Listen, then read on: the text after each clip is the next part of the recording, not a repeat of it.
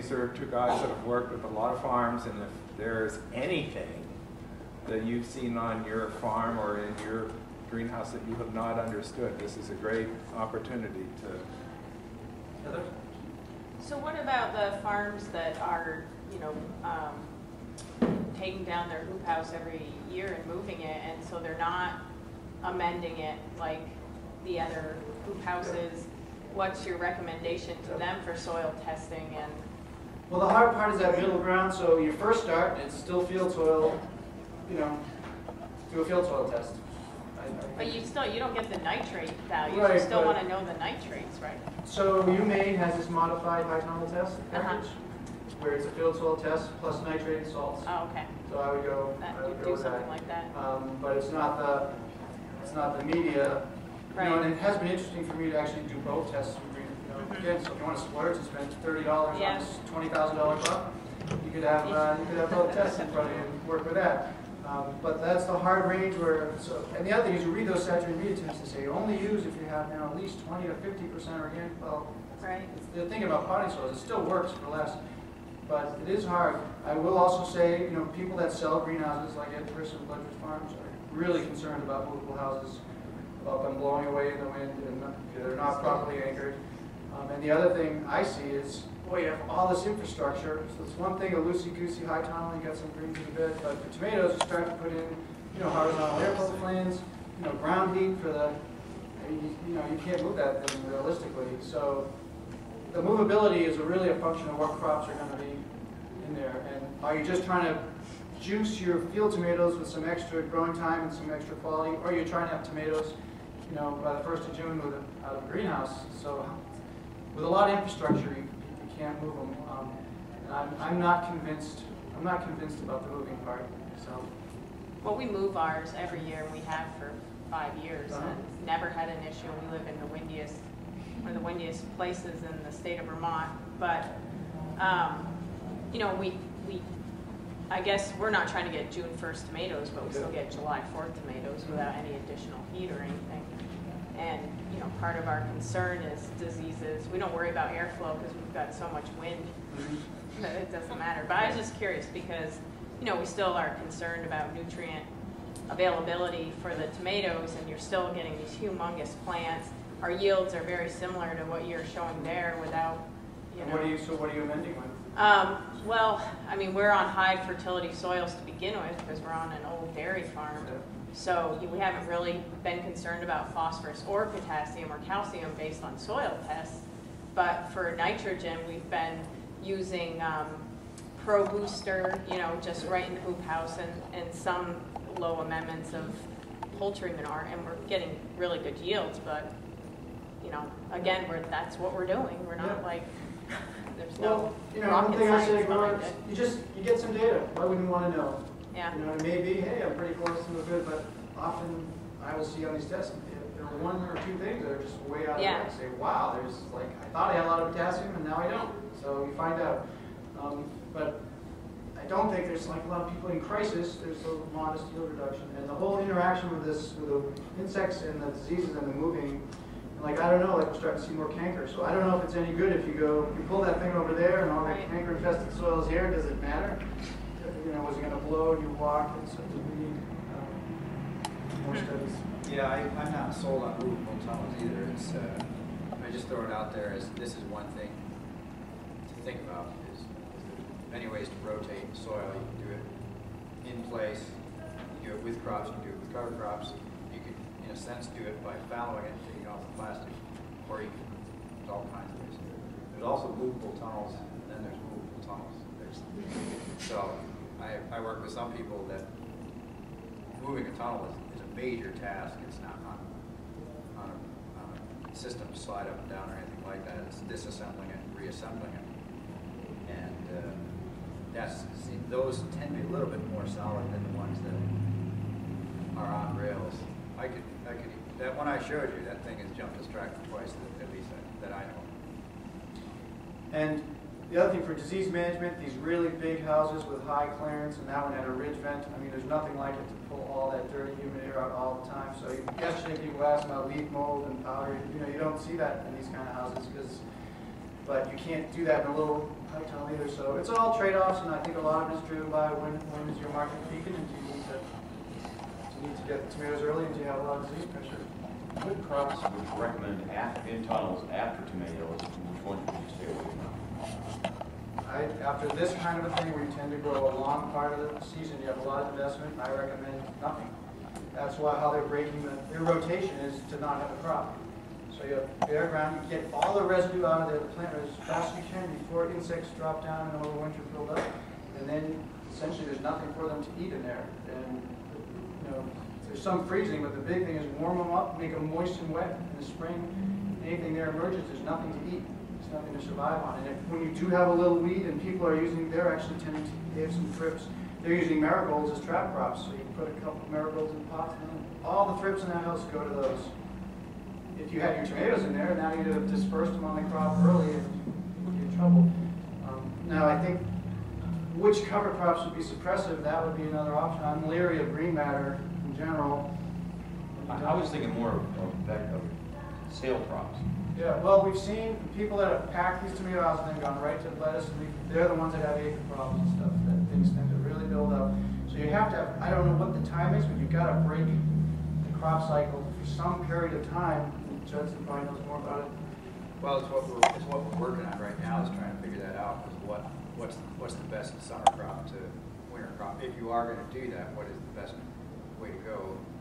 There's some tomatoes. How can I put this? There's some crops which we know are problematic. Tomatoes are less problematic than cucumbers, and the Asian greens are more problematic for aphids than, say, lettuce or spinach. Lettuce and spinach get aphids, no problem, but the Asian greens tend to pull those things more. So you can look at those two crops and see which of these, what is the concentration of the two of them together. So least pest intensive between all of your summer fruiting varieties and your winter ones would be something like tomatoes to lettuce. To answer your question directly, try to answer it directly. My question is, when you take those tomatoes out to put in a greens crop, have you really looked at what the yield is left on that tomato plant versus, and what the economics of that is versus the economics of the greens that are going to come out of there? Because it can be surprising what you can harvest off a tomato plant in September if it's in good health. So that's something to think about. Just along those lines, too, what's going to happen if, you know, say, well, like in our tunnels at the university, we're alternating doing tomatoes and melons in them in the summer, greens in them basically in the winter, fall and winter. If you keep alternating that same basic thing, so you've always got the same crops in there in the summer, you've got a different crop in there in the winter, but it's always the same winter crop, are you going to wind up basically still giving yourself a host of problems because your rotation is always lined up with when certain problems are active? Yeah, saying to Lou, you know, some people don't floss and their teeth don't fall out. I mean, I see this with people that have been in tomatoes for 20, 30 years, not, you know, maybe not cleaning up, not great sanitation. Other people within 5 years are in trouble with all kinds of things. So I think part of it is being observant and just being right on top of, like Justin was saying, if you're going to use biologicals, getting right on it and ordering. There's a whole menu of options. Bring them all in. Don't wait. And then if you're totally in trouble, then you've got to foul the whole thing and just get out. But you might chug along just fine. Some of it is this, you know, who else is alive in there eating boom and eating what, and who's the habitat right around your greenhouses. But I'm always amazed kind of by the difference in level of problems that I see in the same crop that's being grown. Question, we had this year at the end of the hoop house a piece of land that I had actually had a smoking meats for a while.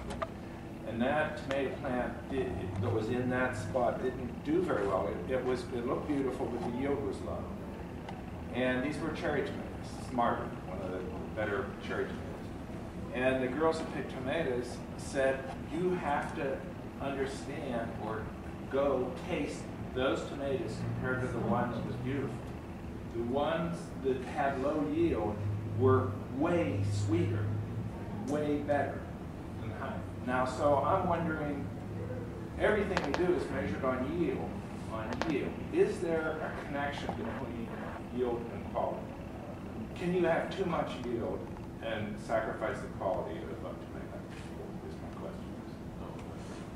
Well, some growers manipulate salts to improve yields, and that may be what happened there at higher salts. And then you can get more soluble solids in the fruit by reducing the rate of the plant growth, so they're concentrating there. I'm not entirely sure about that, but it makes sense intuitively. I mean, this could be important. I mean, if your markets are like ours, where quality is everything, and But generally, people are picking varieties that have good flavor, and you would like to get a lot of them.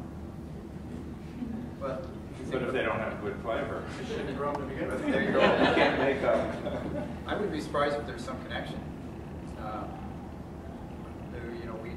We both live in wine country, and what's the best thing to do for vinifera Yeah. grapes is to fruit them so that they get more We sugars. did that with apples. Sure. So there may be some connection there, and if you go to people who make a living growing tomatoes in greenhouses, they do fruit prune, not for sweetness, but to balance that plant between a vegetative and a fruiting stage. So on a medium-sized slicing tomato, they would very regularly prune that to 4 fruit per cluster, not for taste, but so fruit pruning is an established practice for this type of growing. But I would agree with Vernon. If you can't maximize the yield on that thing and still have a good tomato, right? But it'd be interesting to see what was there. I mean, let's start with that. Yeah. What was the soil test show? I mean, if it was high salts, you could also have been setting up a moisture stress situation, which is something they do, particularly out west, deliberately on tomatoes to Yep. improve flavor. Yeah. That's the I mean, backfire 2 of your tomatoes, disease. even from the same plant, but most generally from different Yeah. plants, can be dramatically different. And I know at our farmers market, we have people come for our apples because they're different than the same varieties grown a different way. They're sweeter there. So this quality thing is an important thing, I think. And you never see research on this, right? It's always yield. Sure. Yeah, that's an easy one for us to track. Right. How to measure? How do you quantify the quality? Well, we did taste tests years ago on farm with farmers with 20 varieties, and that's a problem. It's subjective. It is It's all over subjective. that work. I mean, you get some real losers, and you get a cluster of fake, Yeah. but it's not, doesn't jump out like this. is the I want to test. continue this. Judd knows our tunnels. In the markets, we beat everybody with tomatoes. Taste. But we picked tomatoes absolutely right. I thought that was the reason we were beating them. On the other hand, last year we saw that other people, their sun gold, now that's the standard of sweetness. Our sun gold beat everybody. And I don't know, I want to keep doing whatever we're doing. Can you see what we're doing any different than anybody else? It's vinegar driven.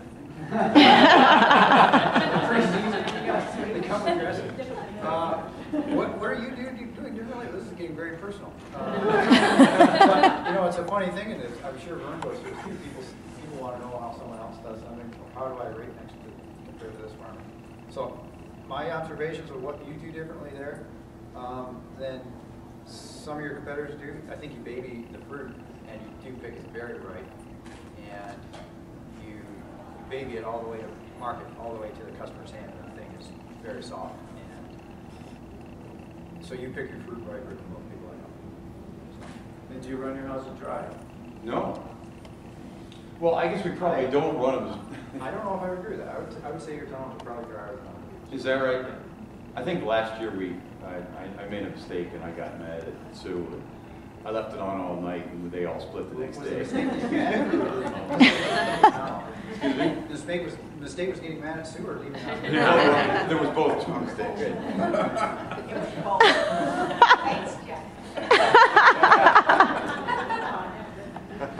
Maybe time for another one or two, and then.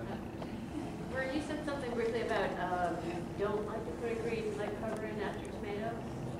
Could you elaborate? The part I don't have enough information about is what green material would host insect pests if they're there. And so I've been going kind of where the root is. ideal thing is to starve out anything that's there. And, you know, a lot of growers always say, oh, I freeze it out. No, it's to warm it up, make them come out, make them starve. And then, well, Margaret Skinner, UVM, and others, and Carroll's group, it's kind of the reverse of banker plants for the beneficials, is kind of be the trap plant. So even when you see a sprig where weeds come up in those houses, where they're pretty clean, they're the ones that are loaded with the pests. And so it just makes me nervous, especially legumes, anything with a bud seems to be somewhat more attractive. But I just don't know, so that's why I've been erring on caution. Well, I was very excited when you talked about, growing a cover crop in the greenhouse, which we've never done, and I was thinking, okay, now I'm going to do that this year. But what we do is we grow greens, lettuces, and oriental greens over the winter, and there's an absolute correlation with how quickly we take those out in the spring before we start seedlings in the same greenhouses. But they're, up on racks and everything. But when the members who are coming to harvest say, leave them, these greens are so great, we leave them, and then we just have huge aphid populations. So, when they're cleared out totally, there's almost no trouble at all. And there are some growers doing the cover, worth getting a group together, talking. Paul Volkhausen in Maine's doing winter rye in his greenhouses. And I think Becky Seidman did some, in the UNH greenhouses, some covers for a while too. So I think it has potential to maintain the soil health. Part of it is, when you're putting in that much compost manure, but you are adding the active fraction for organic matter, so probably be desirable. Alex?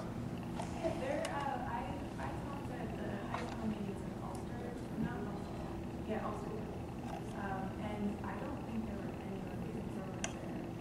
But they had some really neat things that they were doing in terms of, putting different crops, and like you said, with the winter greens, but then timing the tomatoes and doing different rotations.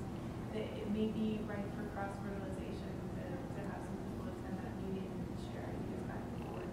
So it's been interesting for me to see this, and then I was talking about compost at that meeting, and they were like, yeah, whatever. They weren't as interested in it, but they had some good things. You referred to soil temperature or general temperature.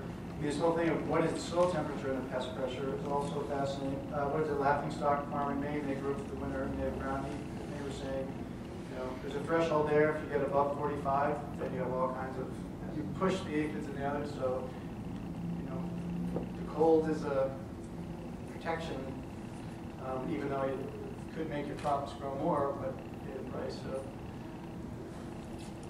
Okay, that's it. We're out of time. Thank you very much, folks.